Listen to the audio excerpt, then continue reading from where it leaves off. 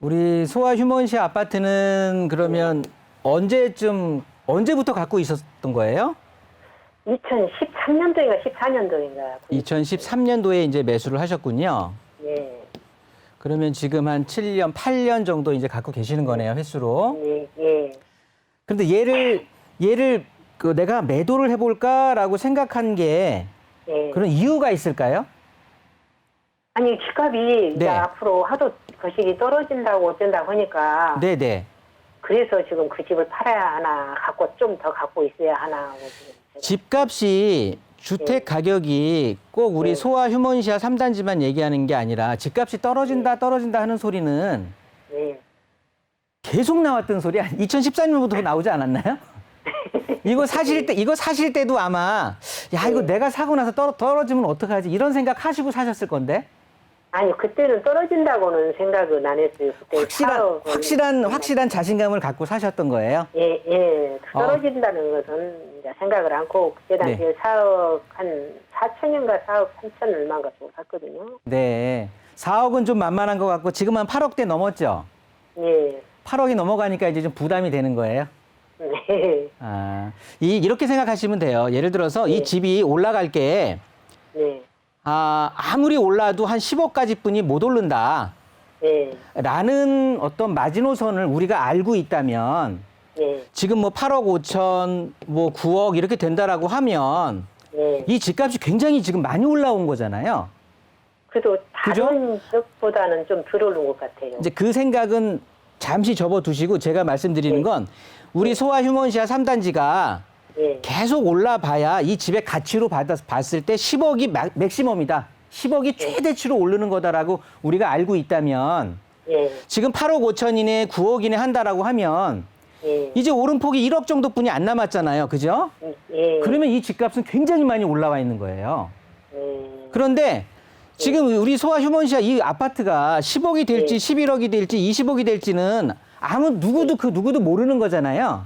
네. 그러니까 이 마지노선을 모를 때 우리 가격이 지금 8억 5천이라고 하는 건 예. 이게 비싸다 싸다라고 볼 수는 없는 거라는 말씀을 드리는 거예요. 예. 이해되세요? 예. 네, 그런 의미에서 접근을 하시면 조금 마음이 편하실 것 같고요. 예.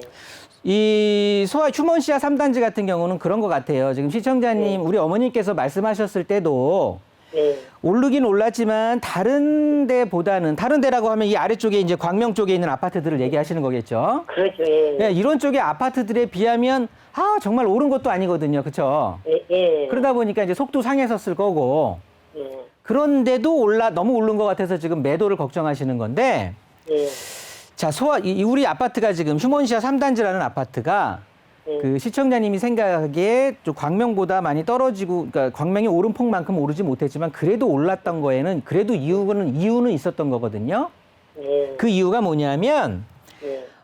일단은 광명이라는 지역 자체를 좀 봐야 되는 건데요. 예. 이 광명이라는 지역 자체는, 어려울 거 없을 것 같아요. 저 위쪽에 광명 뉴타운 있죠? 예. 광명 뉴타운이라는 게 하나의 큰 줄기가 되는 거고요. 예. 그리고 나서는 이 아래쪽에 광명 역세권이에요. 예. 그런데 우리 집은 지금 어느 쪽에 가까워요? 가리대 바로 사거리예요. 그러니까 광명 역세권 쪽에 더 가까운 거죠. 예. 그렇다고 보면 우리 집은 광명 뉴타운 쪽의 움직임보다는 광명 역세권 쪽이 어떻게 변화되느냐에 따라서 집값이 좌지우지 되는 확률이 더 크다라고 표현을 할 수가 있는 거예요. 예. 그래서 우리 집값이 보면은 조금 어떻게 보면은 광명역하고도 조금 단절돼 있는 느낌이 들잖아요. 예. 왜냐하면 여기 광명 역세권에서 오다 보면 여기는 지금 이제 지금은 뭐 논밭으로 돼 있지만 지금 이제 도시개발 사업을 진행을 하는 거거든요. 네. 그러다 보니까 이 도시개발 사업을 진행하기 전까지는 약간 애매한 위치였었던 거예요. 저쪽 저 가산 디지털 단지 서울 쪽에 예. 가산 디지털 단지 쪽에 접근하기에는 그 위에 있는 하안 주공보다는 접근성은 좀 떨어지고 예. 그렇다고 광명 역세권에 비하면은 좀 거리가 상당히 떨어져 있고 예. 이래서 상당히 애매했어가지고 가격이 조금은 덜 올랐던 거예요. 다른 데에 비해서. 예. 그런데 여차저차 됐든 지금 그래도 4억 이상이 매수하셨을 때보다 가격이 더 오른 이유는 이 광명 역세권이 앞으로 계속해서 좋아질 것 같아서 그러는 거예요. 예. 이쪽에 이제 교통이라든가 철도 노선이 더 개선이 되고요.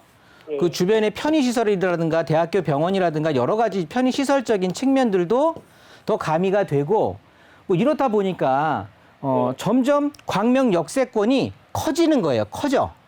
예. 그러다 보니까 이거에 영향을 받아서 인근에 있는 소화동까지 그 영향을 받아서 가격이 상승을 했던 건데 예. 앞으로는 어떻게 될 것이냐? 앞으로는 지금 우리 집이 갖고 있었던 문제가 조금은 아쉬웠던 점이 지도를 조금 크게 보면 이쪽 광명역하고는 예. 조금 떨어져 있었던 거 사실이에요. 예. 여기 보면 이제 여기가 광명역세권이란 말이죠. 예. 그런데 우리 집은 지금 이쪽에 있는 거예요.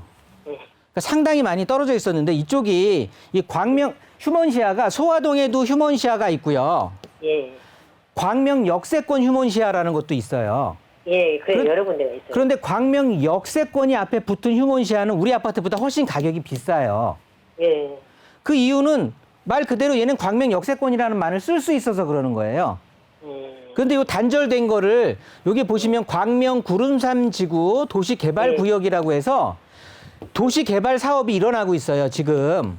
예. 그렇다고 보면 이 도시개발 사업이 완성이 되면 여기에 5,000세대 정도가 들어갈 거거든요. 예. 그러면 기존에 여기 기아자동차가 뭐 어디 딴 데로 이사 가는 거 아니잖아요. 그렇죠. 이 기아자동차라는 그 일자리에 더해서 예. 광명 역세권이 확대가 되면서 교통편이 신안산선이라든가 월판선 이런 것들이 증가가 되면서 편의적으로 좀 더 생활 편의적으로 더 나아질 환경이 조성이 되고요. 예. 그리고 왼쪽에 보면 광명 시흥 테크노밸리라고 또 있어요. 예. 여기에 또 일자리가 같이 더 늘어나게 되는 거거든요. 그러면 역세권이 확대가 되고 일자리가 증가가 되고 편의시설이 좀 늘어나게 되고 그러면서 도시개발 사업으로 인해서 5,000세대가 들어가면 우리 집부터 광명 역세권까지 하나의 또 주거 벨트가 완성이 되는 거예요. 네. 단절됐던 게 이어지는 거라고.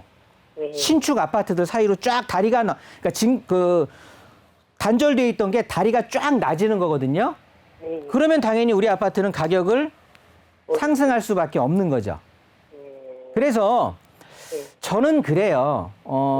지금 이게 우리 시청자님 생각에는 가격 자체가 지금 내가 매수했던 가격 대비해서 뭐 안 올랐다고는 하지만 그래도 2배 이상 오른 거거든요. 가격 자체가. 네. 그렇다고 보니까 굉장히 좀 걱정을 하시는 것 같은데 네. 이쪽 지역에서 우리 아파트가 또 보면은 그 절대치로 보면은 높은 가격도 아닌 거예요. 그래요. 그래요. 네, 그러다 보니까 앞으로 좀 더 상황이 나아질 수 있다고 저는 판단이 되거든요. 네. 왜냐하면 연결이 될 수가 있으니까. 네. 그래서 결론은 그런 거예요. 요거를 지금 소아 휴먼시아를 3단지를 매도하고 네. 내가 지금 목적하는 어떤 다른 주택이 있다. 어디 내가 상황상 직장이 옮긴다든가 아니면은 내가 봐둔 집이 있는데 그 집이 지금 사지 않으면은 영영 놓칠 것 같다라고 하는 내가 목적한 어떤 다른 집이 있으신 거예요? 아니요, 그게 아니고요. 네. 그 집을 살 때에 아들이 그 광명에가 있다가 네. 집을 너무 세대를 살다 보니 2년 살면 비우라고 2년 살면 비우라고 이게 너무 이사 비용이 많이 드는 거예요. 속상해서 그냥 사버린 거군요. 예, 그래서 그걸 샀는데 아들이 거기서 한 4년, 한 4, 5년 거주하다가 네네. 강주로 일자리를 옮겼어요. 네. 그래서 그 집을 전세로 내놓고 아들이 지금 강주로 내려왔는데 우리는 지금 현재는 시골을 고창 살거든요. 네. 그래서 이제 고창 시골 집이 있었는데 집이 두 채라 해서 안 되겠다 싶어서 이제 그 손주들한테 시골 집은 증여를 해줘버리고 그 집 한 채밖에 없는 거예요. 그러면 이거 1주택이네요, 어차피. 예, 예. 거주 요건도 채웠고, 물론 옛날에 사셨으니까 뭐 거주 요건까지 채우실 필요는 없었을 테지만, 어쨌든 예. 비과세 혜택을 받을 수 있는 주택인 거고요. 예, 예. 그러면 뭐, 예. 그러니까 얘 전망이 궁금하다고 하면 나쁘지 않아요.